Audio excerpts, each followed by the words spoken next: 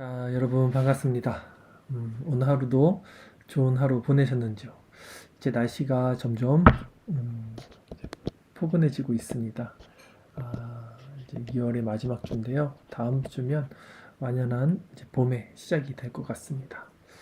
오늘 하루도 주님의 은혜 가운데서 우리를 지켜주신 하나님께 감사드리고, 시간도 마크 존스 하나님 아는 지식이라는 책을 통해서 함께 은혜 나누도록 하겠습니다. 자, 오늘은 페이지 211페이지입니다. 마크 존스 하나님 아는 지식 페이지 211페이지. 큰 주제 20번째 하나님의 속성, 하나님은 지혜로우시다. 하나님은 지혜로우시다 라는 주제를 가지고 함께 말씀 나누도록 하겠습니다. 제가 읽겠습니다. 고린도전서 1장 20절에서 25절까지 말씀. 지혜 있는 자가 어디 있느냐? 선비가 어디 있느냐? 이 세대의 변론인가가 어디 있느냐? 하나님께서 이 세상의 지혜를 미련하게 하신 것이 아니냐? 하나님의 지혜에 있어서는 이 세상이 자기 지혜로 하나님을 알지 못하므로 하나님께서 전도에 미련한 것으로 믿는 자들을 구원하시기를 기뻐하셨도다. 유대인은 표적을 구하고 헬라인은 지혜를 찾으나 우리는 십자가에 못 박힌 그리스도를 전하니 유대인에게는 거리끼는 것이요 이방인에게는 미련한 것이로되 오직 부르심을 받은 자들에게는 유대인이나 헬라인이나 그리스도는 하나님의 능력이요 하나님의 지혜니라. 하나님의 어리석음이 사람보다 지혜롭고 하나님의 약하심이 사람보다 강하니라. 아멘. 교리. 어떤 이들은 하나님의 지혜를 하나님의 지식과 총명, 즉 하나님의 전지하심이라는 맥락에서 생각할지도 모른다. 그러나 하나님의 지혜는 하나님의 본질적 속성으로 여겨 따로 취급할 만한 가치가 있다. 무슨 말이냐면 하나님의 속성은 연속성이 있습니다. 그래서 하나님의 지혜를 하나님의 지식과 연결시키는 사람들이 있다는 것이죠. 그러나 하나님의 지식과 하나님의 지혜는 나눠진다. 이렇게 저자는 말하고 있습니다. 어떻게 나눠지는지 이제 내용이 나옵니다. 하나님은 마음이 지혜로우시고 힘이 강하시다. 하나님은 마음이 지혜로우시고 힘이 강하시다. 바울은 하나님을 가리켜 지혜로운 하나님이라고 한다. 하나님은 완벽히 보편적으로 영원히 이해할 수 없을 만큼 그리고 오류 없이 지혜로우시다. 물론 하나님의 지혜는 하나님의 다른 속성들과 모순이 없어야 하며 이는 하나님만이 완전한 의미에서 지혜로우신 또 하나의 이유일 뿐이다.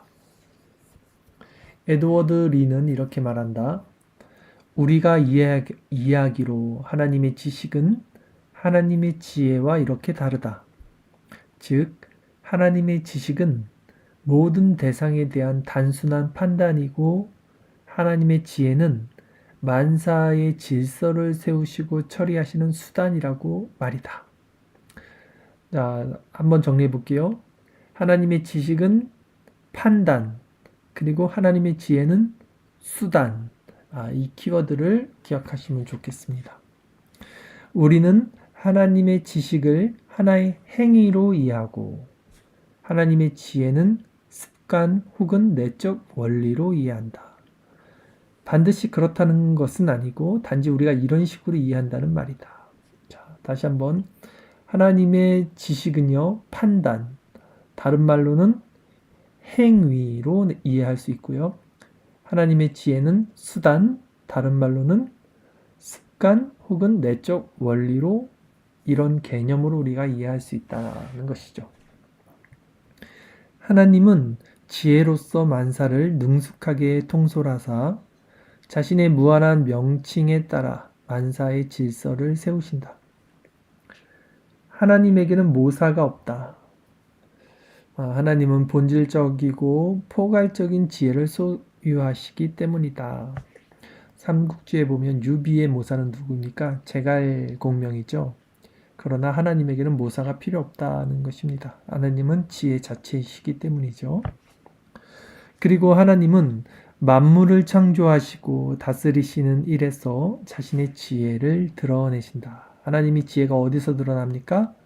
만물을 창조하시고 다스리시는 그 섭리 가운데 하나님의 지혜가 일어난다는 것이죠. 시편 104편 24절 말씀 제가 읽겠습니다. 여호와께서 그의 권능으로 땅을 지으셨고 그의 지혜로 세계를 세우셨고 그의 명철로 하늘을 펴셨으며 그가 목소리를 내신즉 하늘에 많은 물이 생기나니 그는 땅 끝에서 구름이 오르게 하시며 비를 위하여 번개치게 하시며 그 곳간에서 바람을 내시거늘. 예레미야 10장 12절 13절 시편 104편 24절 말씀도 읽겠습니다. 여호와여 주께서 하신 일이 어찌 그리 많은지요. 주께서 지혜로 그들을 다 지으셨으니 주께서 지으신 것들이 땅에 가득하니이다. 우주를 창조하신 일은 지금도 여전히 하나님의 권능 있는 지혜의 기념비로 남아있다. 하나님은 만물이 제자리에 있게 하신다. 시편 74편 17절 주께서 땅의 경계를 정하시며 주께서 여름과 겨울을 만드셨나이다. 칼뱅의 말에 따르면 인간의 몸을 창조하신 일은 그 자체가 지극히 독창적인 작품임을 보여주기에 이를 지으신 분은 기적을 행하시는 분으로 여겨 마땅하다고 한다. 하나님은 창조뿐만 아니라 섭리에서도 자신의 지혜를 보여주시는데 섭리로서 하나님은 만사를 올바른 목표로 인도하시고 방향을 지도하신다. 하나님의 지혜로운 섭리가 어떻게 역사하는지를 보려면 요셉에 얽힌 감동적인 스토리를 읽고 신적 지혜의 인이 사방에 찍힌 갖가지 사건들이 모여 하나님께서 애초에 꿈꾸신 일을 성취하는 과정을 지켜봐야 한다 했어요. 하나님은 섭리 가운데 그 요셉의 삶의 역사를 하셨죠. 그래서 마치 퍼즐이 모이듯 시간의 순서에 따라서 그 조각들을 다 맞추시고 결국은 그 일을 성취하신다는 것이 이 섭리 가운데 있는 하나님의 지혜입니다. 하나님의 길은 지혜로운 길이다. 하나님의 지혜는 무한하시기에 간혹 하나님께서 우리 삶에 섭리적으로 행하시는 일을 보며 당혹스러울 수도 있다. 마리아는 자신의 아들이 자기 눈앞에서 십자가에 달리는 광경을 목도했다. 마리아 입장에서 이보다 더 나쁜 일은 상상할 수 없었을 것이다. 하지만 하나님에게 이보다 더 좋은 계획이 있을 수 없었다. 인간이 하나님의 뜻을 다할 수 없습니다. 하지만 하나님은 그분의 지혜로서 모든 섭리 가운데 그 일을 행하신다는 것을 우리 인간은 믿어야 한다는 것이죠. 자, 두 번째, 하나님의 지혜이신 그리스도, 하나님의 지혜이신 그리스도에 대해서 살펴보겠습니다. 하나님의 비밀, 신비, 목적은 하나님의 아들께서 나타나 아버지의 지혜를 우리에게 열어 보이실 때까지 모두 희미하게 장막에 가려 있었다. 오해는 우리가 성자의 인격을 통해서만 하나님의 무한하고 다양한 지혜를 볼 수 있다고 말한다. 예수님께서 내가 길이요 진리요 생명이니 나로 말미암지 않고는 아버지께로 갈 자가 없다. 우리는 오직 성자의 인격을 통해서 예수 그리스도를 통해서만 하나님께 나갈 수 있고요. 그분의 지혜를 볼 수 있다고 오웬이 말했다는 것이죠. 그리스도 안에서만 우리는 하나님의 지혜를 다소나마 분별할 수 있다. 그리스도를 위해 성부께서 이 지혜를 택하시고 봉인해 두사 우리에게 나타내 보이게 하셨다. 그래서 하나님을 아는 것은 그리스도 안에 감춰진 비밀입니다. 이 지혜의 모든 보화는 그리스도 안에 감추어지고 간직되었다가 그리스도 안에서 펼쳐진다. 구속에서는 수많은 목표와 수단이 하나님의 지혜의 영광을 보여준다. 특히 하나님의 지혜는 그리스도의 구속 사역, 즉 우리 죄를 속하신 십자가 안에서 가장 많이 드러나십니다. 간단히 말해 성육신은 성자를 중보자로 세우시는 하나님의 지혜를 보여준다. 오직 신인만이, 신과 인간, 예수 그리스도를 의미하죠. 하나님과 인간 사이의 화목을 이루실 수 있었으며 하나님과의 교통이 여전히 우리에게 가능함은 오로지 하나님이 인간이 되셨기 때문이다.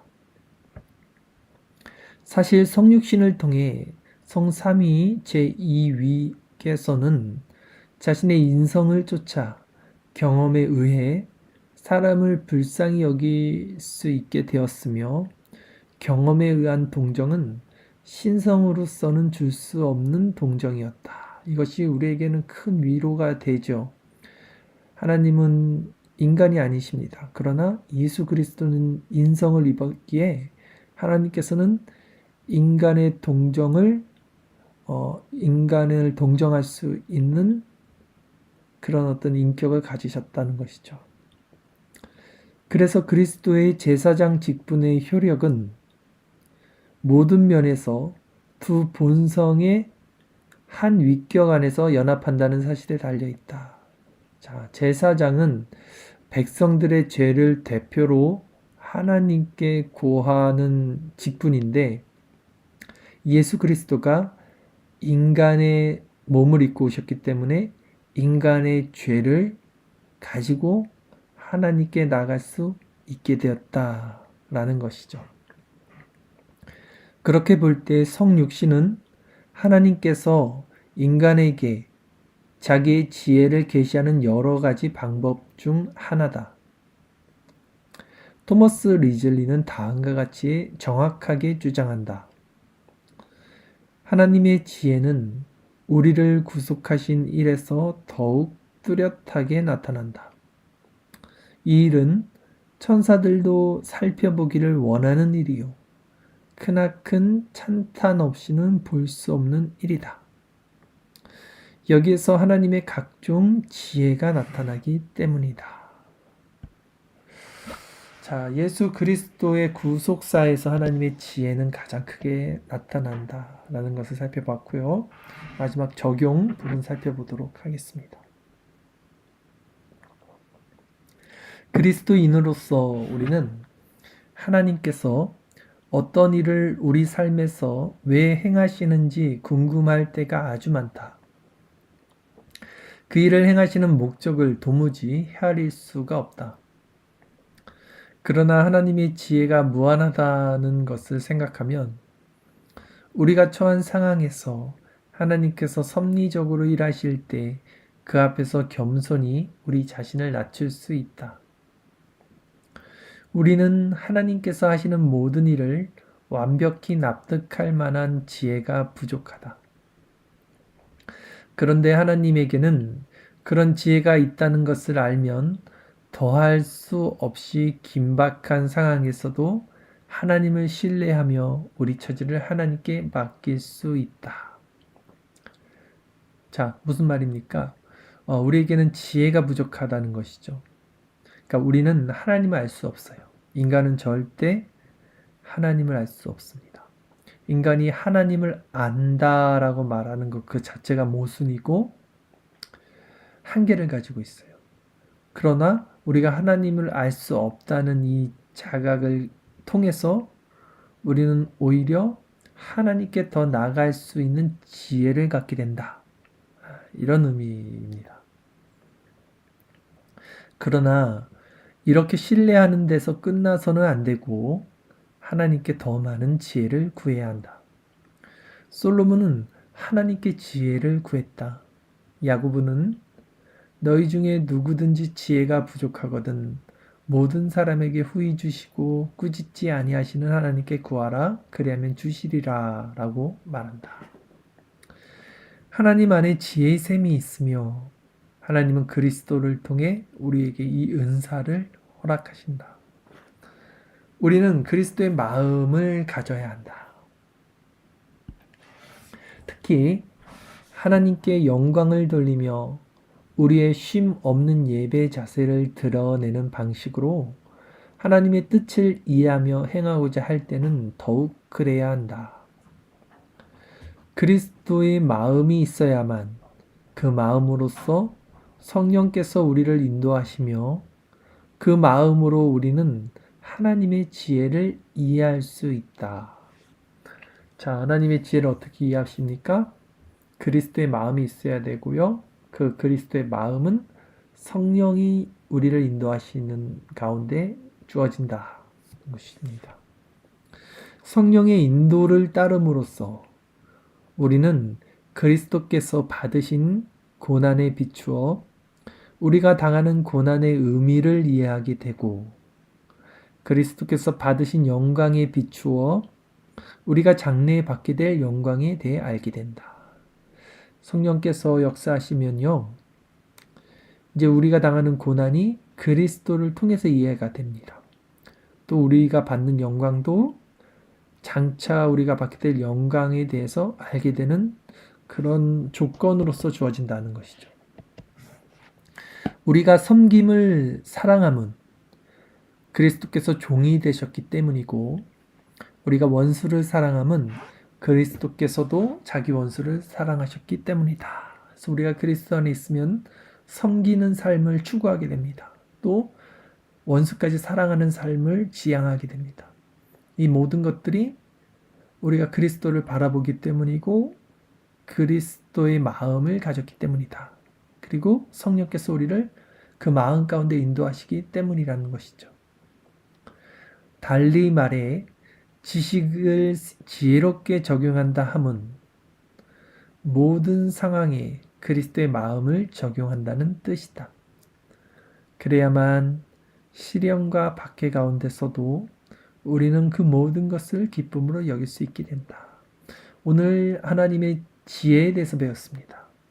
그리고 지식과 지혜의 차이를 배웠죠. 지식은 어떤 사건이나 어떤 단회적인 지식을 아는 것이라면 지혜는 그 지식을 적용하는 것, 어떤 상태적인 것이라고 할 수 있겠죠. 이 하나님의 지식을 지혜로 적용하는 것은 그리스도의 마음을 통해서 우리가 성령의 역사하심을 따라 행할 수 있다는 것을 또한 배웠습니다. 그래서 우리는 그리스도 안에서 그리스도의 모습을 따라 그분이 섬기였던 것처럼 우리도 다른 사람들의 종이 되며 섬김을 행하게 되고요. 그리스도가 원수를 사랑했던 것처럼 우리도 우리의 원수를 사랑하는 자들이 된다. 이것이 하나님의 지혜다. 이렇게 오늘 내용을 정리할 수 있겠습니다. 끝으로 야고보서 1장 2절에서 5절까지 말씀을 읽겠습니다. 내 형제들아 너희가 여러 가지 시험을 당하거든 오히려 기쁘게 여기라. 이는 너희 믿음의 시련이 인내를 만들어내는 줄 너희가 알미라. 인내를 온전히 이루라. 이는 너희로 온전하고 구비하여 조금도 부족함이 없게 하려 함이라.